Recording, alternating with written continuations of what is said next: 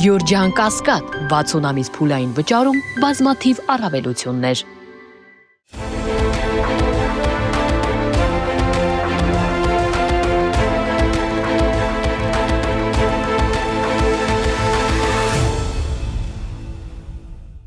Բարև ձեզ մեդիահաբի հարգելի հետևորդներ եւ այսպես երբ Հռոմի բռնապետ Կալիգուլան իր ձիուն հռչակեց սենատոր, ապա շատերը համարում էին, որ նա իր ձիուն պարզապես չափազանց շատ է սիրում, ոմանք էլ Կալիգուլային համարում էին հոգեպես անհավասարակշիռ մարդ, այսինքն գրեթե մոլագար, գուցեև նա հոգեպես անհավասարակշիռ էր, գուցեև իր ձիուն իրականում շատ էր սիրում, բայց բուն նպատակը ձիուն սենատոր հռչակելը ոչ թե կապված է Կալիգուլայի սիրո հետ հանդեպ ձիուն, այլ պարզապես նա այդ քայլով սենատին ցույց էր տալի, որ դուք ոչինչ եք, որ դուք պարզապես ինձ համար գոյություն չունեք։ Դա Կալիգուլայի արհամարանքն էր սենատորների նկատմամբ եւ հռչակելով ձիուն սենատոր Կալիգուլան ուզում էր հասկացնել սենատորներին, որ դուք եւ իմ ձին ինձ համար գտնվում եք նույն հարթությունում։ Գրեթե նմանատիպ մի իրավիճակ է նաեւ այսօր ձևավորված Հայաստանում, երբ Նիկոլ Փաշինյանը իր իսկ ձեռով ապալեգիտիմացրեց խորհրդարանը։ Այնինչ տեղի է ունենում այս օրերին, դա նույնիսկ ընտրակեղծիկ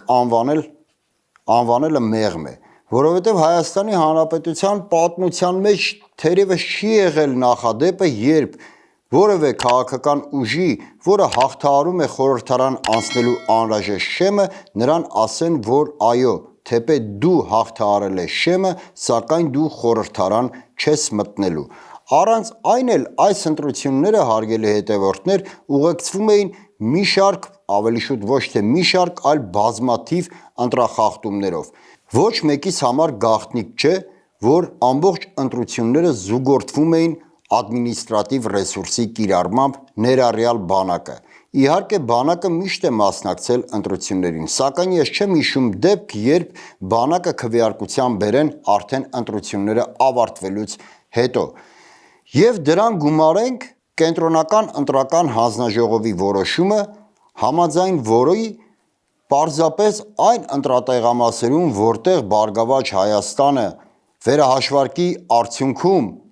Բարգավաճ Հայաստան կուսակցության ձայները ավելացան, կենտրոնական ընտրական հանձնաժողովը պարզապես անվավեր համարեց այդ տեղամասերի արդյունքները։ Եթե անվավեր էին համարվում, ապա տրամաբանությունը հուշում է, որ պետք է նախ անվավեր համարվեր ամբողջ ընտրական գործընթացը եւ նշանակվեին նոր ընտրություններ, որովհետեւ եթե մի քանի ընտրատեղամասերի ընտրությունները համարվում են անվավեր, ապա դրանք իրենց ազդեցությունը կարող են թողել ամբողջ ընտրական արդյունքների վրա։ Էլ չասած, որ գոնե այդ տեղամասերում կարող էին նոր ընտրություններ նշանակել, սակայն իշխանությունները գործեցին տապորային մեթոդաբանությամբ։ Նրանք պարզապես չեղյալ համարեցին այդ ընտրատեղամասերի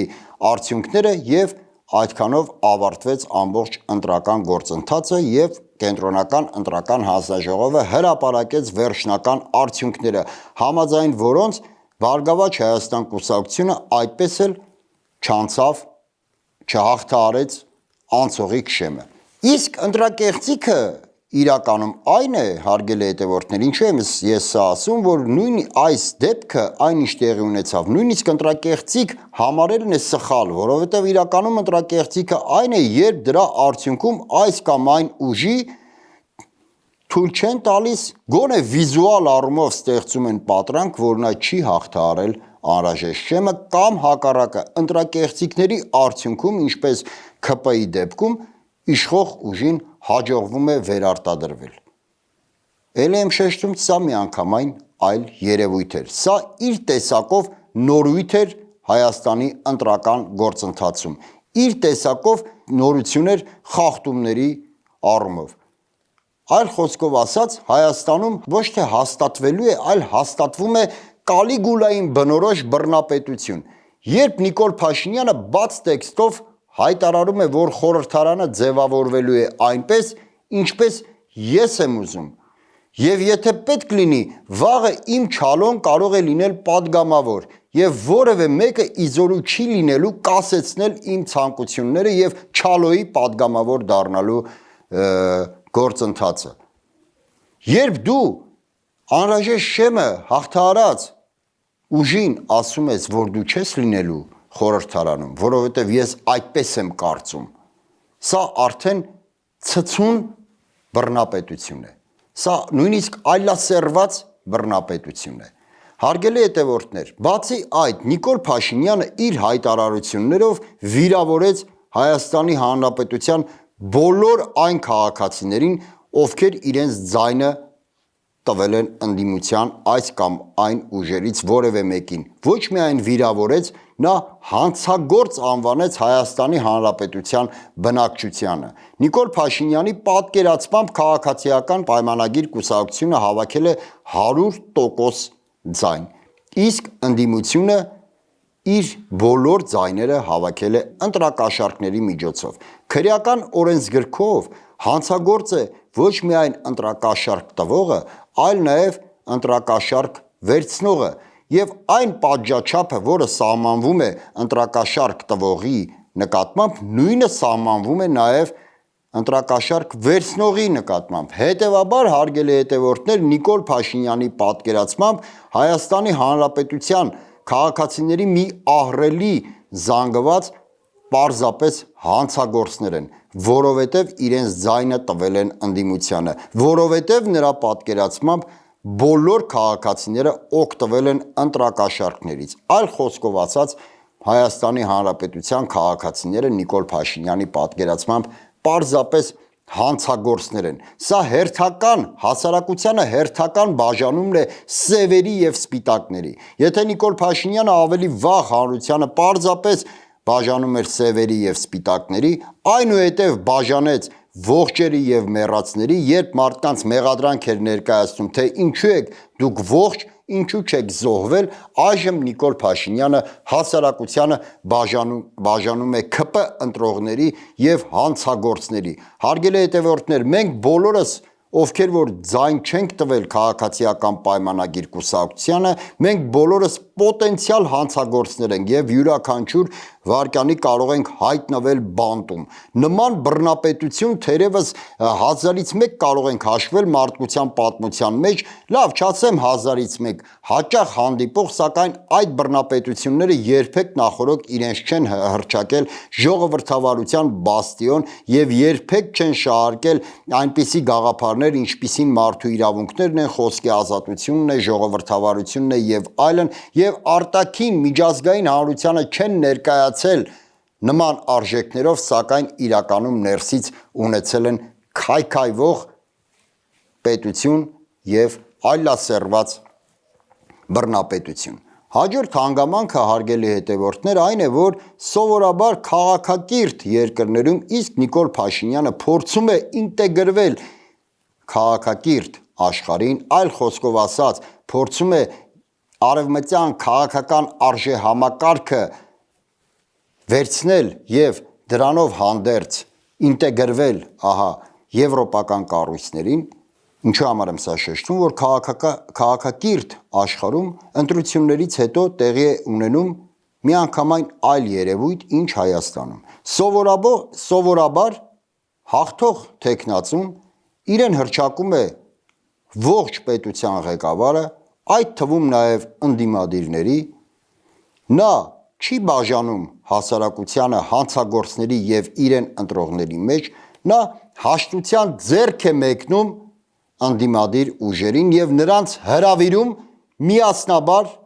լուծել այն խնդիրները, որոնք ծառացած են պետության առջև։ Այլ բան է, որ ընդդիմադիր ուժերը կարող են սեղմել այդ մեկնած ձեռքը կամ ոչ։ Դա արդեն ընդդիմադիր ուժերի իրավունքն է։ Սակայն ելի եմ կրկնում, պետության ղեկավարը հանդես է գալիս հաշտության առաջարկով, մեկնում է հաշտության ձեռք։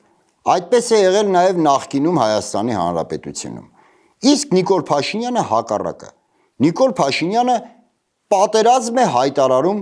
բոլոր ընդդիմադիր ուժերին։ Այո, վստահաբար ձեզ ասում եմ, բոլոր ընդդիմադիր ուժերին։ Պարզապես Նիկոլ Փաշինյանի համար կա այս պայդրությամբ հետևյալ տարբերությունը։ Ընդդիմադիր ուժեր, որոնք իրենց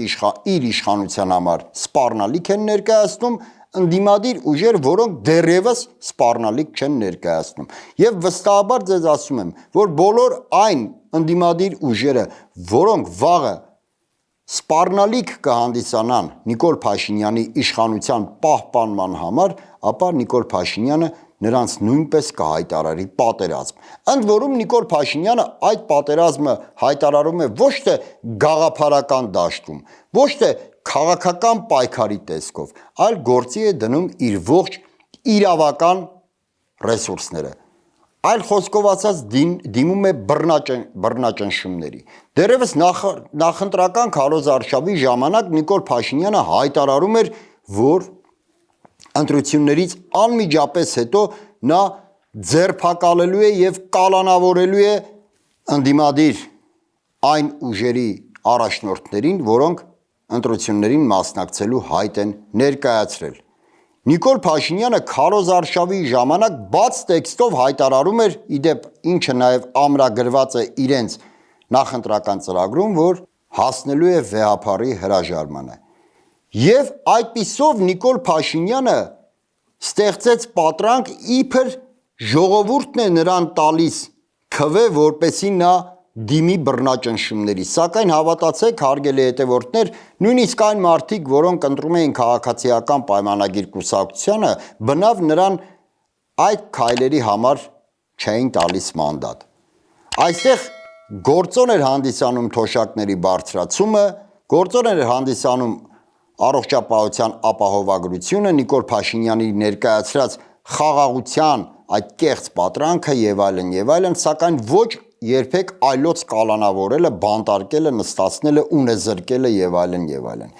Այսինքն հերթական անգամ Նիկոլ Փաշինյանը իր քայլերը գցում է ժողովրդի ուսերին։ Ժողովրդին ուղիղ պատասխանատու է դարձնում այն ամենի համար, ինչը նա պատրաստվում է անել։ Բայց մոտիվացիան իրականում իր իշխանության ամրապնդումն է ու բռնապետության վերջնական հաստատումը։ Եվ Նիկոլ Փաշինյանը անմիջապես ընտրություններից հետո անցավ հարձակման, այսինքն փոխանակ հաշտության ձեռք մեկներ, էլ եմ շեշտում, այդ ձեռքը կսեղմվեր թե ոչ, դա հարցի մյուս կողմն է։ Սակայն նա ինքը անցավ հարձակման, արգելեց Գագիկ Ծառուկյանի ելքը Հայաստանից, ավելի վաղ արգելել էր Նարեկ Կարապետյանի ելքը Հայաստանից, արգելեց Ռոբերտ Քոչարյանի ելքը Հայաստանից, հնչեցրեց սպառնալիքներ, որ հաջորդը լինելու են Սամվել Կարապետյանը, նույնիսկ ակնարկեց Սերժ Սարգսյանի մասին, այսինքն Նիկոլ Փաշինյանը բանտարկում է բոլոր նրանց կամ ցանկանում է բանտարկել նրանց, քրեական գործեր է հարուցում բոլոր նրանց հանդեպ, որոնք իր քաղաքական հակառակորդներն են ու այս պահի դրությամբ սպառնալիք են իր իշխանության պահպանման համար։ Ես մի քանի անգամ եմ ուզում այս հանգամանքը շեշտել, որպեսզի մենք լավ պատկերացնենք Նիկոլ Փաշինյանի կերպարը եւ բոլոր այն ընդդիմադիր ուժերը, որոնք վաղը սպառնալիք կներկայացնեն, Նիկոլ Փաշինյանը կփորձի նորից գործի դնել իրավական ապարատը։ Այսինքն Նիկոլ Փաշինյանի համար թե ոստիկանությունը, թե ազգային անվտանգության ծառայությունը, թե մնացած այլ մարմինները պարզապես գործիքներ են։ Իդեպ, խոսելով ազգային անվտանգության ծառայությունից, երեք համացանցում տարածվեց տեսանյութ, որտեղ երևում էր, որ Ռոբերտ Քոչարյանը ցանկանում է դուրս գալ Հայաստանից։ Թե ինչ նպատակով դա կարևոր չէ։ Կարևոր այդ տեսանյութի տարածումն էր։ Համացանցում չի կարող պատահականորեն տեսանյութ հայտնվել, որովհետև այդ նկարահանումը տեղի էր ունենում անցագրային կետում, որտեղով որ Քոչարյանը պետք է անցներ։ Հետևաբար այդ նկարահանումը իրականացնում էր միայն ազգային անվտանգության ծառայությունը։ Ըստ այդմ այդ տեսանյութի տարածումը չէր կարող պարզապես պատահականություն լինել, չէր կարող ուղղակի ինքն իրանով տարածվեր համացանցում։ Դա ինչ-որ մի բլոգեր չէր նկարել, ինչ-որ լրագրող չէր նկարել, պարզապես ինչ-որ մի քաղաքացի չէր նկարել, որ այնուհետև տարածել։ Դա հենց պետության կողմից դիտավորյալ տարածված տեսանյութ էր։ Թեպետ բուն տեսանյութում որևէ դատապարտելու ոչինչ չկա, նորմալ երևույթ է, մարդը մոտենում է անցագրային կետ, ներկայացնում է իր անցագիրը, որպեսզի հատի սահմանը, բայց այնուամենայնիվ սա ցույց է տալիս, որ Նիկոլ Փաշինյանը պարզապես որևէ քայլի առջև կանգ չի առնում։ Եվ ամենազավեշտն այն է, որ Նիկոլ Փաշինյանը ինքն իր ձեռքով ապա լեգիտիմացրեց ազգային ժողովը։ Այն ազգային ժողովը, որը վաղը ստանձնելու է օրենսդիր ղեկավարումը։ Նա զրկեց այս խորհրդարանին լեգիտիմության վերջին նշույլներից։ Առանց այդ էլ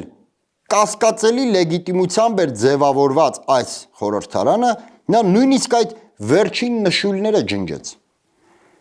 Իսկ ինչի համար, հարգելի հետևորդներ, ես չեմ կարծում, որ Նիկոլ Փաշինյանը չի հասկանում այդքանը։ Ոչ, ինչպես Կալիգուլան էր շատ լավ հասկանում, որ ձիուն չի կարելի սենատոր կարգել, այդպես էլ Նիկոլ Փաշինյանն է հասկանում, որ չի կարելի զրկել խորհրդարանը լեգիտիմությունից։ Սակայն ինչպես Կալիգուլան էր սենատորներին ասում, որ դուք իմ համար ոչինչ եք, որ դուք իմ համար պարզապես գոյություն չունեք, որ դուք եւ իմ ձին գտնվում եք նույն հարթությունում։ Այդպես էլ Նիկոլ Փաշինյանն է խորհրդարանին հասկացնում, որ դուք պարզապես գոյություն չունեք, որ իշխող ուժը նույնպես ինձ համար գոյություն չունի։ Կլինեք դուք լեգիտիմ, թե չեք համարվի լեգիտիմ, դա ինձ համար զրոյական նշանակություն ունի։ Դուք պարտավոր եք ուղղակի հլու հնազանդ դաջել այն հրահանգները, որոնք ես եմ հրամցնում, եւ եթե չանեք, վաղը ձեր փոխարեն խորհրդարանում կլինի Չալոն։ Եվ իդեպ շատ մեծ տարբերություն չի լինի, իդեպ Չալոն կլինի ազգային ժողովի պատգամավոր, թե մեկ այլը, ով հլու հնազանդ կատարում է այն ամենը, ինչ իրեն հրամայում են։ Հաջորդ կարևոր իրադարձությունը, հարգելի հետևորդներ, որը տեղի ունեցավ Հաջիևի այցն էր Հայաստան։ Արմեն Գրիգորյանի հետ հանդիպման ժամանակ քննարկվել է քաղաքացիական հասարակությունների ինտեգրման ուղղությամբ կատարվող հաջորդ քայլերը, որպեսզի դրա արդյունքում, չգիտեմ, տեղի ունենա հասարակությունների ջերմացում, մերձեցում եւ այլն, ինչի համար են հասարակությունները սովորաբար ձգտում վերացնել թշնամանքը, մերձենալ, չգիտեմ, տարբեր տնտեսական կապեր ձևավորել։ Մի պարզ բան, սա ուղիղ շարունակությունն է նրա, ինչը որ հրապարակել էր մեր արտաքին հակահետախուզության ծառայությունը, որ Վաշինգտոնյան խաղաղության նախաստորագրումից հետո Ալիևը ոչ միայն չի նվազեցրել Արևմտյան Ադրբեջան եւ ադրբեջանցիների վերադարձ խոսույթը, այլ ավելի գործնական քայլերի է բերել։ Երբ ընդդիմությունը ասում էր, որ 300,000 ադրբեջանցի վերադառնալու են, կարծում եմ փոքր-ինչ սխալ էր գործում, շեշտելով ինչ-որ 300,000 թիվ, որի վրա էլ հիմնվում էր Նիկոլ Փաշինյանը եւ արդյունքում դատի տվեց ուժեղ Հայաստան կուսակցությանը, քանի որ դժվար է ապացուցել այն թիվը, որը ներկայացնում էր ուժեղ Հայաստանը։ Սակայն այստեղ կարևորը թիվը չէ, կարևորը այն է, որ այս գործողությունների հետևանքով, ինչի համար նաև Հայաստան էր եկել Հաջիևը, տեղի է ունենալու ադրբեջանցիների չակերտավոր վերադարձը, սակայն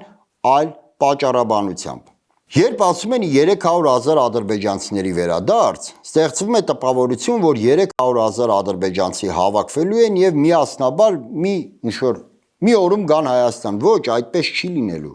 Նրանք վերադառնալու են ահա հասարակությունների այս չակերտավոր մերձեցման արդյունքում։ Նրանք վերադառնալու են խաղաղության դարաշրջանի տրամաբանության մեջ։ Նրանք վերադառնալու են աստիճանաբար, ժամանակի ընթացքում, տնտեսական ներդրումներով եւ այլն,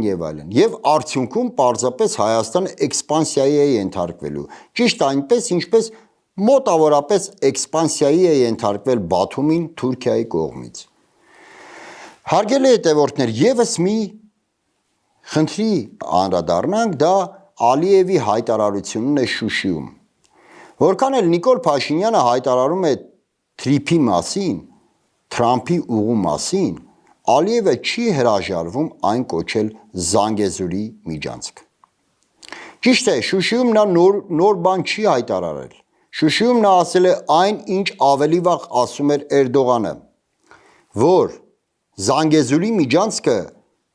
մեծ հնարավորություն է տալու թուրքական աշխարհի համար։ Ալիևը գրեթե իհարկե տարբեր բառերով կրկնել է նույն բանը, սակայն հատկանշական է, որ որքան Նիկոլ Փաշինյանը խոսում է խաղաղության դարաշրջանից, որքան էլ Նիկոլ Փաշինյանը խոսում է թրիփի ուղուց,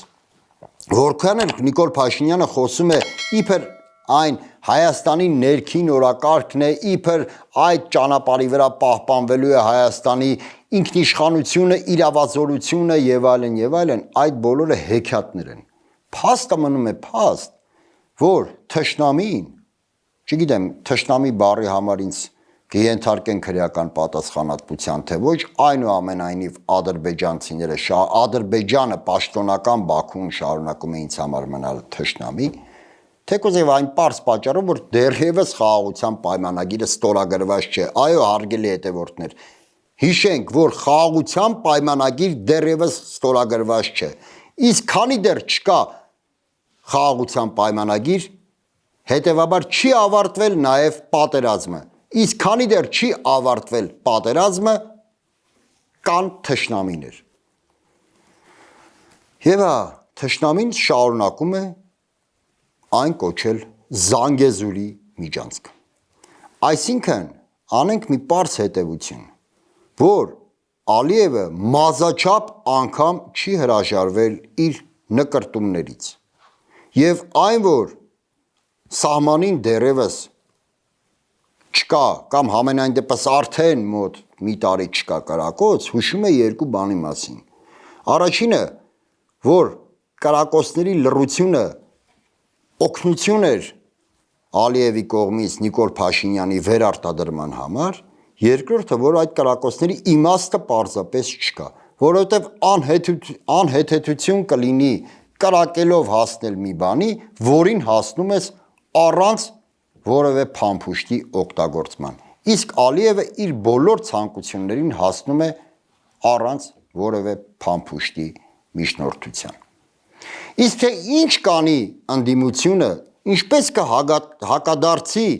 Նիկոլ Փաշինյանի այս բռնաճնշումներին, ապօրինություններին, խորհրդարանը զավթելուն եւ այլն, չեմ ուզում ժամանակավրեպ գնահատականներ տալ կամ հետևություններ անել, քանի որ դեռևս 3 է տեղի ունեցել կենտրոնական ընտրական հանձնաժողովի հրապարակումը վերջնաարդյունքների հետ կապված։ Այս պահին արդեն գնդակը ընդդիմության դաշտում է։ Սպասենք ընդդիմության հետագա քայլերին, այնուհետ նոր կփորձենք վերլուծել իրավիճակը։ Այսօր այսքանը, շնորհակալ եմ, կհանդիպենք։